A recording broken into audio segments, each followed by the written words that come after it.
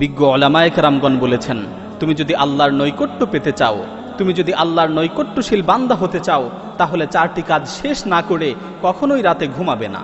প্রথম কাজ, আল্লাহ ইয়ানামা ওয়ালাহু ওয়াজহুল আরদি খাসামুন, কারো সাথে ঝগড়া বিবাদ চলছে, এই ঝগড়া বিবাদের মীমাংসা না করে রাতে ঘুমাবে না।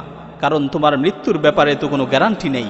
এই ঝগড়া বিবাদের মীমাংসা না করা অবস্থায় যদি রাতে তোমার মৃত্যু হয়, আর বিবাদী ব্যক্তি যদি কিয়ামতের দিন তোমার বিরুদ্ধে আল্লাহর কাছে বিচার দায়ের করে, সেই সময় তুমি কি করবে?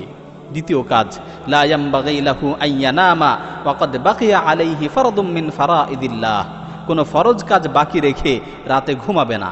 আল্লাহ তাআলা তোমার উপর যেই কাজগুলোকে ফরজ করেছেন সেগুলো আদায় না করে রাতে ঘুমাবে না। মনে করো এশার নামাজ, এটা একটা ফরজ বিধান, তুমি এশার নামাজ না পড়ে রাতে ঘুমিয়ে পড়লে আর রাতে তোমার মৃত্যু হলো, তো তুমি এই ফরজ নামাজের ব্যাপারে আল্লাহর কাছে কি জবাব দিবে? তৃতীয় কাজ, লা ইয়ামবাগি আন ইয়ানামা মা লাম ইয়াতুব মিন যুনুবিহি আল্লাতী সালাফাত মিনহু, গুনাহ থেকে তাওবা না করে রাতে ঘুমাবে না।